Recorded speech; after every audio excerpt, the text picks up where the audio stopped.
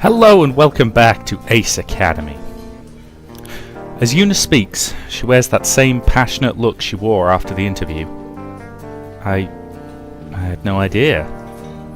At least they had one good company within their network, right? Otherwise we'd never have found a sponsor. She blinks and then looks away. That's actually a bit of a different situation. Her voice trails off. Sorry, my throat's a bit croaky this morning. Just going to mute my mic for a sec while I clear it. Sorry, I didn't want to blow out anybody's speakers there. Her voice trails off, and before I can ask what she means by that, our food arrives. A few awkward seconds go by. Una picks up a fork and a knife and cuts into a burger and eats a piece of it off her fork. You always eat your burgers with a fork and a knife. She blinks in surprise. Yeah. How come? Isn't that how you eat Western food? For some foods, yeah, but burgers are easy to eat when you pick them up. You've clearly never been to the Handmade Burger Company. Seriously, really good burgers, but physically impossible to actually get your mouth around. Have you never picked up a burger before? Una shakes her head. Not even if you get fast food? She wrinkles her nose. No, but I'm not a fan of fast food anyway. Girl after my own heart. Isn't it messy if you eat it with your hands? Not always. Depends on how full the burger is. This one shouldn't be too messy. But isn't it rude to eat with your hands? Not when it's between friends. Una bites her lip uncertainly and then gingerly holds her burger with her fingertips and takes a dainty bite. There's a spot of ketchup on her cheek when she puts the burger back down. I stifle a laugh. You have a little something on your cheek. Her eyes grow wide and she snatches the napkin from her lap and dabs at her face. Did I get it? No. I lean over and wipe the ketchup off with a napkin. Una gasps at my touch and her face turns pink. Thank you. No problem. Well, what do you think? Una grins, and then picks up her burger and takes another bite. And I smile back. We fall silent as we dig into our meals. And after a while I start to fidget from the quiet. So, now that you've quit the SBA, are you planning on joining any other clubs? She pauses. I hadn't thought about it. What about tennis? Maybe now you'll have the time to compete. She laughs lightly. Maybe. That's still a pretty big commitment. Bigger than the SBA. Well, I'll help you practice. She grins. How can I say no to an offer like that? And I promise I'll win this time. Alright, I'll go easy on you then. Wait, what? Una just smiles and hides a laugh. And she glances at my nearby and nearly empty plate. How is your food? Like heaven in my mouth. It's great. You want to try it? Oh, okay. Hold on, let me just grab my fork. She reaches for a fork, but I spear a piece of my food onto my fork and offer it to her. Here, have a bite. Oh, She hesitates and then gently leans over and puts her mouth over the fork. Nope. My brain's got into raw sexual innuendo mode. I apologize. Okay. Professionalism.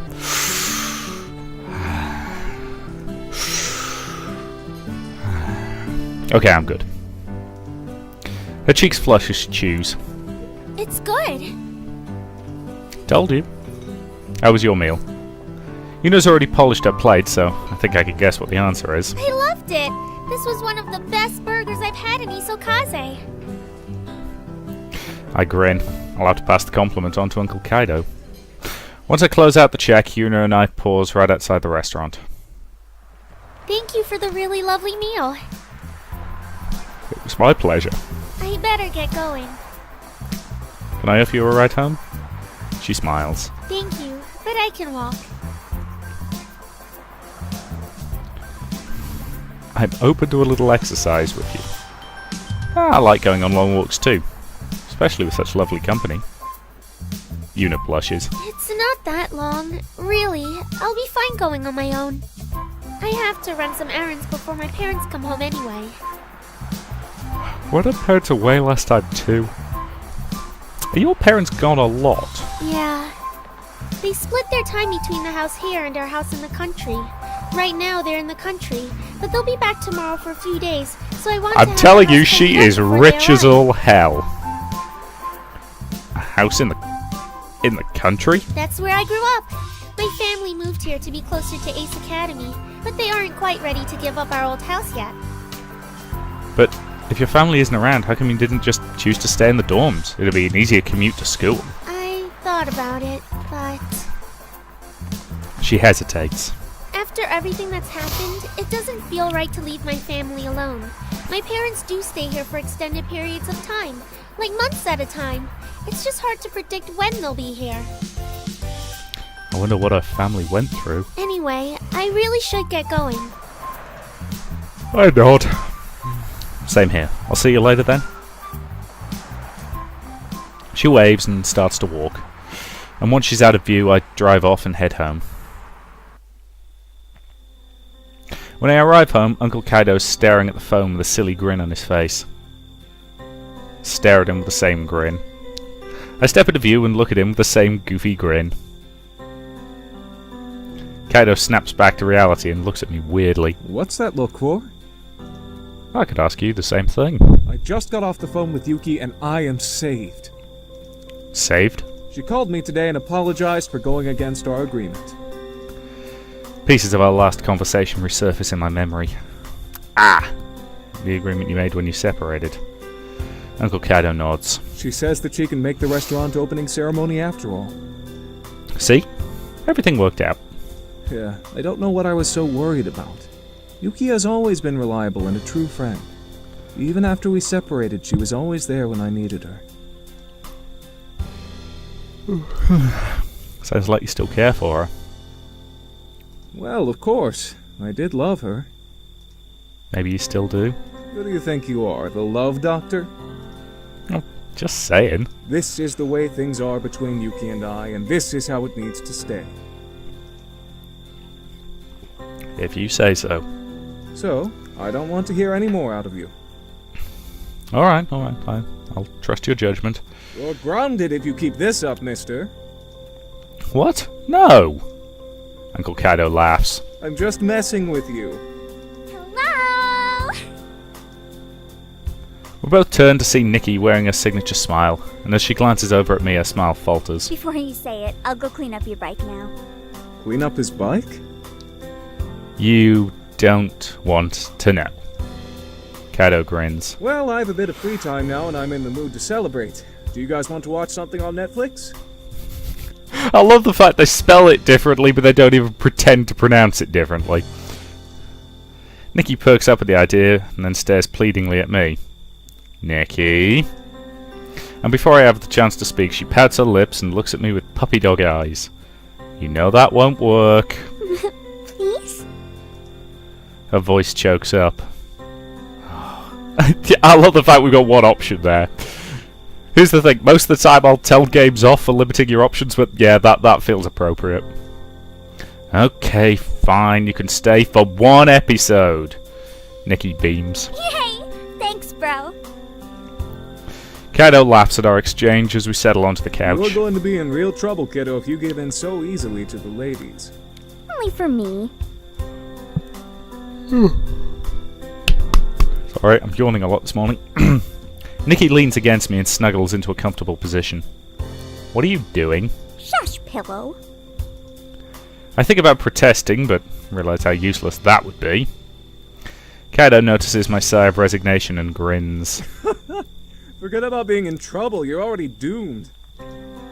I shrug. You'd think I'd be immune to a witchcraft after 17 years of this. What do you guys want to watch? Gear of Thrones, 2.5 Gears, Gear and Recreation, How I Met Your Gear, That 70s Gear, Big Gear Theory, House of Gears, Breaking Gear, Modern Gear, Agents of Gear. I'll give them props, but seriously, I can't help but think this society has an obsession. Well, she's way too young to be watching Gear of Thrones. 2.5 Gears is crap. I've never seen Gears and Recreation. How I Met Your Gear is pretty good, but it ends horribly. That 70s gear is just too much 70s nostalgia. Big Gear Theory is just gear blackface. House of Gears, I've heard that Kevin Spacey's really good in it, but Breaking Gear, yeah, again, Bryan Cranston, very good, but let's go with something that's, not amazing, but is solidly enjoyable, and watch Agents of Gear. Rogue Gears with special powers attracted by a secret organization. Agents of Gear. You have to watch up to the mid-season. Most of it was just filler until a movie counterpart released. Oh, really? Maybe it's worth giving it a second chance. Nikki?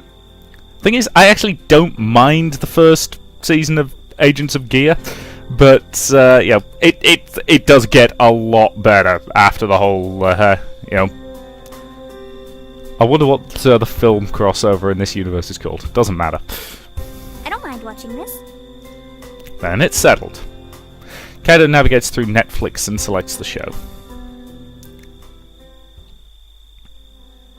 After binge watching a few episodes, Kaido stretches and pushes off the couch. That was a great break. I have to get some work done before midnight, though. You are obsessed, dude. Alright. Don't stay up too late, you two. Okay. Seriously, you either have too much work, or you're spending all day when you're supposed to be working shagging your secretary. There are no other explanations. Kaido retreats to the kitchen where his laptop and papers are scattered.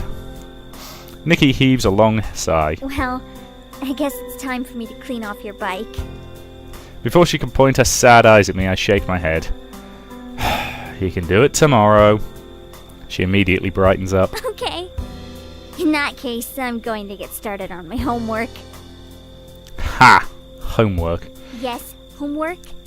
Not all of us automatically ace exams, you know. I shrug. I can't help it. Let me know if you need help, though. Thanks. It's nothing too difficult, just a lot of questions to go through. Okay. We both nod and say our goodnights to Kaido, and then head to our rooms. I spend the rest of the evening relaxing until it's time to sleep. And as I crawl into bed, my phone buzzes, and I open up a text from Shu. Heyo! Guess what holiday's coming up next month? I'll give you a hint. We're all going to the beach. You're interested? A holiday in which we go to the beach. Nope, no idea what it is, but I already like it. I text back. You know it. And lo, did the game find an excuse to put their female characters in swimwear. And lo, was it ever so. Sorry. Time passes in a blur, and suddenly it's been a month since Nikki and I moved to Isakaze, and I started at Ace Academy. My team and I are stronger than ever. Our winning streak hasn't been broken. Kaori, Xiao, Mayu and I spend many evenings practicing in the hangar, learning how to anticipate each other's needs on the field. Yuna continues to manage our sponsorship from Dashao, and she's becoming a lot more comfortable with the team.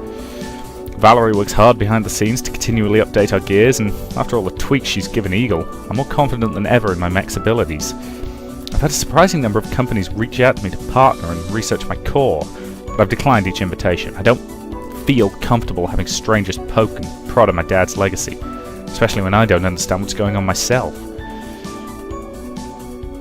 Aside from team stuff, Yuna and I partner up to play tennis on a regular basis, but it wasn't until last week when I finally won a match against her. Although I think she might have let me win. On the home front, Uncle Kaido is still as busy as ever now that his newly opened cafe has become insanely popular. Nikki spends most of her time at the school's cooking club, which has gained a lot of traction among the students. Sadly, that means I've had to fend for myself when it comes to food.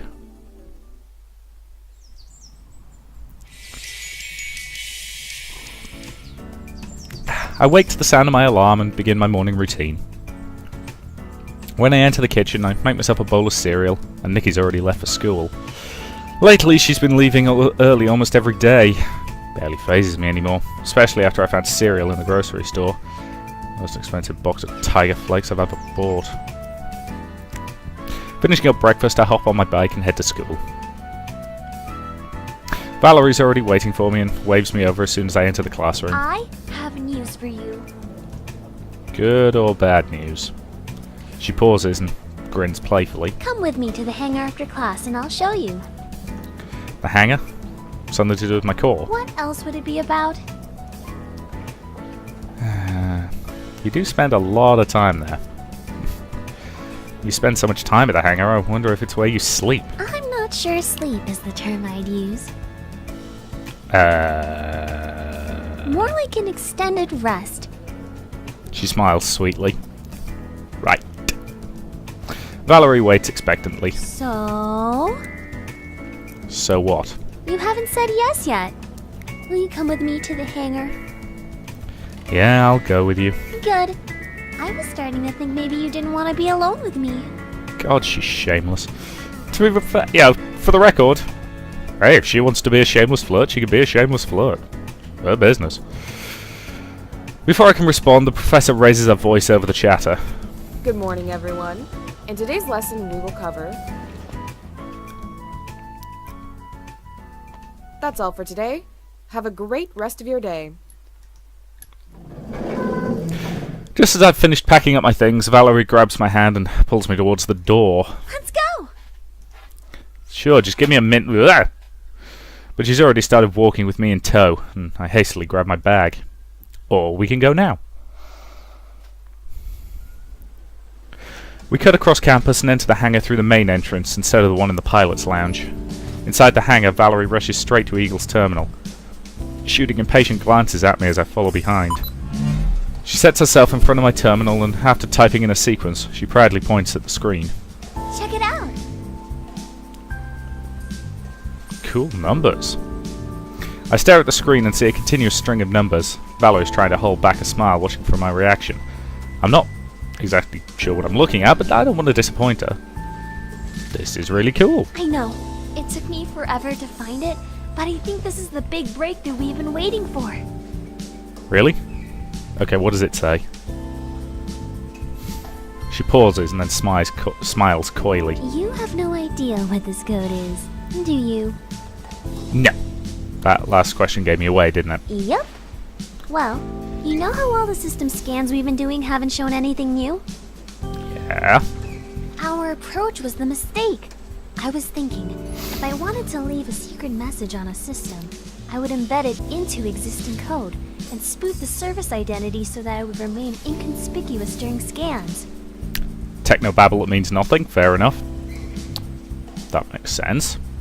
Well, I was doing a manual evaluation through listed services during the last week and noticed a discrepancy here. When I tried to execute it, it came back with this screen. Her voice grows with excitement. I'm positive there's something behind this code. Really? Well, let's find out what it is then. I was hoping you'd say that. Tell me how to decrypt it and we'll find out in a second. What makes you think I'd know how to do that? She raises an eyebrow. Doesn't any of this look familiar? I squint at the screen and scroll through the code. No. Dad and I worked together to build Eagle. He didn't let me touch the programming for the core. Could you hack it? Valerie bites her lip as she thinks. Yeah, but it might take a few days. Well, it's probably still faster than it would take for me to figure it out. She grins. I won't argue with that. Okay, I'll do it. But only because you're cute. She winks at me and turns towards the terminal. Thanks. Already engrossed in the code, Valerie gives me a short wave of dismissal. As I find my way out of the hangar, my phone dings with an email from the school administration, and I scan through the contents. Due to the disqualification of Team Strike X, my team will now face Onoa Bakusha in this week's match. Wonder what Strike X did to get themselves disqualified. My phone vibrates with a group chat from Show. You guys get that email? I type out my response. Yeah, wonder what Strike X did. Probably lied about something important. It's one reason why I left. Wait, Strike X was Show and Carrie's old team? As I'm typing out a question for Show about what happened with him and Strike X, a text from Mayu comes in. Looks like we'll go against Onobakushi instead. Sounds familiar, but I can't recall which team they are. Who are they again? A team we must demolish! Of course, Carrie would write in all caps. That's even more aggressive than usual. Shut up, Show. Please don't be upset, Carrie. I'm fine. While the texts come in, I rack my brain trying to recall how I know that name. Oh! Right. Never mind. They're that all-girls team, right? Yeah. They're supposed to be pretty good. Who cares? I won't let them beat us. The texts cease after that. Probably for the best. Is that team that was placed 9th? We've climbed happily, haven't we? What do I feel like doing now? I still love the way it phrases that. It's just perfect. I was browsing a list of clubs and classes earlier, and Ace offers a cooking club. I remember Nikki mocking me, saying I should join when she first started her club. Maybe it isn't that bad an idea? The look in her face would be priceless if I offered to cook and it was actually edible. I'll go check it out. The cooking class is held in the culinary building, and I enter a classroom filled with multiple cooking stations, already set up with ingredients. Kind of reminds me of a chemistry lab, but with stoves and ovens. In the corner of the room, I spot Yuna and claim the station beside her. Hey, Yuna. She blinks in surprise. Oh, hey! Are you part of the cooking club? No, just dropping in today. Me too! What brings you here? I'd like to make a meal for Nikki. That's really nice of you. I'm sure she'll appreciate it. I hope so. She's a whiz in the kitchen. What about you? What brings you here? Since I quit the SBA, I've got a lot of extra time, so I've been trying out some of the other clubs Ace offers. Anything catch your interest? A couple, but I'm still weighing my options. Besides, it's fun trying new things. The student instructor arrives and everybody breaks away from their conversations to stand at their stations. Welcome, everyone! Oh god, you're going to be exuberant, aren't you? He goes into a short message explaining who he is and the rules and the structure of the club. Now that that's out of the way, today we will be learning how to make kasutera. If you haven't already done so, please put on your aprons. I slip off my blazer and tie the apron around my waist. First, we will preheat the oven to 160 degrees. And don't forget to line your pan with parchment paper. Yeah, parchment paper. I'm not a fan of parchment paper. I tend to find it... I don't know, it just never cooperates with me for whatever reason. Isn't that a little low? Oh, right, it's in Celsius. For our dry ingredients, we will have 1 cup and 2.5 tablespoons of bread flour and 1 cup of sugar. The wet ingredients will have 6 eggs and 5 tablespoons of honey diluted with 2.5 tablespoons of water. That's a lot of eggs. Anyway, I'm sorry. Why do... Americans, I've got to ask this. Why on God's green earth do you do things in cups rather than just weighing them? I'm sorry, it's so much easier to just have a set of scales and then weigh stuff. And let's face it, I've got a set of scales that belonged to my great-grandmother, and they're still really good scales. Anyway. At least there aren't that many ingredients. As instructed, I measure out the ingredients. Wait, I forgot to preheat the oven. What temperature should it be? 160. I preheat the oven to 160 degrees. And the instructor continues to provide instructions, and I follow as best I can. While whisking the eggs, my gaze wanders over to Yuna. She's carefully pouring flour into a measuring cup and leveling it off before dumping it in the bowl. Her tongue sticks out slightly as she concentrates. I try to hold back a chuckle when she glances at me. There's a smudge of flour on her cheek and I can't hold back my smile. She matches my grin before turning back to her ingredients. I refocus on my own station and add the sugar. The only thing left to do now is add the honey. How much water do I use to dilate the honey? I add 2.5 tablespoons of water. Once you add the last of your flour, mix the ingredients until combined. Be careful not to overmix. See, this is why anybody with sense has recipes written down. You know, unless it's me and it's something I've made an awful lot of times. I mean, I'll be cooking later today and that reminds me I need to get some stuff out the freezer. Thank you, video game, for reminding me of that. I'll need to nip downstairs after this part and do it, otherwise I'll forget. But, you know, it's things like the thing I'm cooking today, I literally cook once a week. So I don't need recipes, I can do it all off the top of my head, but... Pour the batter into your pan and let it bake for 35 minutes. As instructed, I add the last of my flour to the mixture and continue to mix it. What counts as over-mixing anyway? How do I know if I've mixed just the right amount or too much? Using my wooden spoon, I poke around to see if there are any flour chunks still left. Nope. Yes, that means my batter's ready to go in the oven. I set the timer for 35 minutes. For the record, if it says cook for 35 minutes, you set the timer for 30 and you check it. Let's face it, if it needs another 5, it needs another 5. But, better to undercook it and then keep going than to burn it. Now, just wait and see. Once my timer dings, I carefully remove the cake from the oven. Baked unevenly, so some of the sides spilling over the pan. Might be a little darker on one side too. Tell me it's burned, I guess there's only one way to find out. I pry it out of the pan and put it on my plate. Some of the edges got stuck in the parchment paper when I removed it, so there were patches of yellow exposed under the darkish brown layer. Una carefully sets her cake on the plate. It's a perfect loaf with a golden brown top and light yellow sides. She glances over at my cake and hides a smile with a cough. The instructor begins to taste test in my row at the back of the classroom, and he reaches me before Una. It didn't quite come out the way you expected, did it? But let's see how it tastes. He puts a forkful of cake in his mouth, and his eyes light up in a smile. This is absolutely delightful! Really? Let me try. Una stands right beside me, staring curiously at my cake, and she tries a small piece. Oh wow, this is so good. There's nothing in it! I'm sorry, that was...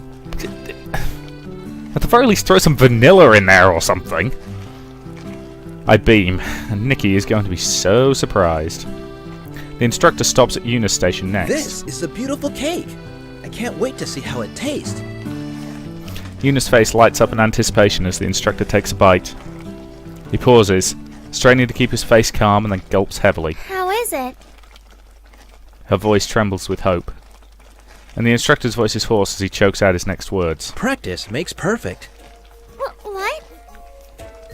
Let me try. I take a bite. How is it? It's like if sugar and plaster had a baby together and let it sit out in the sun until every drop of moisture was baked out of it. How do I put this nicely? Practice makes perfect? Again? Can it really be so bad? Una grabs her fork and stuffs a piece in her mouth. She grimaces and sighs deeply. Practice does make perfect. The instructor moves to another station while Una pouts at her rejected cake. Aside from the result of your baking, what do you think of the class? It was fun, but surprisingly challenging. She glances at her cake again and mutters under her breath. Where did I go wrong? You gonna stick with this as your new extracurricular then? I don't know. I want to keep checking out other clubs. Makes sense. It looks like other students are trying each other's cakes. You want to try some? Sure. Una and I walk around the room, try some of the others' cakes with varying results, and once we've tasted all of them, we head out. I'm in the pilot's lounge, watching the Japan vs China gear playoff match. The lounge is packed with students. This is a highly anticipated game. Many shout at the TV, but I watch in silence, sipping my drink, enjoying the ambience. Exciting game, right? I glance up in surprise but nod, and Akira grins and sits down in the seat across from me. Although he seems like a nice guy, we don't talk very often, so it's unusual that he'd approach me. I suppose I do have a really good view of the TV, though. A string of boos and yells fills the room as China takes out one of Japan's gears. People are getting into it this time. Yeah, it was predicted that this year China was going to be a strong opponent for Japan, and it looks like that's coming true. Is that why there's such a big turnout? I gesture to the crowded room, and Akira nods. This is the first year that China's even made it this far in the playoffs. Everyone's watching to see who will come out on top. Who do you think will win? He doesn't even hesitate. Japan. What do you think? I don't know enough to judge, so I'll agree with him on this one. Definitely Japan. China might be catching up, but their technology hasn't quite reached the innovative standards of Japan's. Plus, this year's lineup's completely new team. They don't have the same player advantage as Japan's seasoned team. I agree. He gives me a long look, and I wonder what he's thinking. Speaking of matches, I believe congratulations are in order for you and your team. Me? Your team's still holding the #1 spot in the leaderboards. Sure, but you guys are quickly catching up. You started out at rank 21, but you've already made it to rank 11. Yeah, it's kind of weird to think about it. we're going to be against an even better team this week since Strike X got disqualified. Yeah, the school is taking no chances with them. What do you mean? Akira blinks. You didn't hear? Nope. And we won't hear until the next part. So thank you very much for watching. I'm going to run downstairs and get some stuff out the freezer, and then I'll be right back. So I will see you in the next part.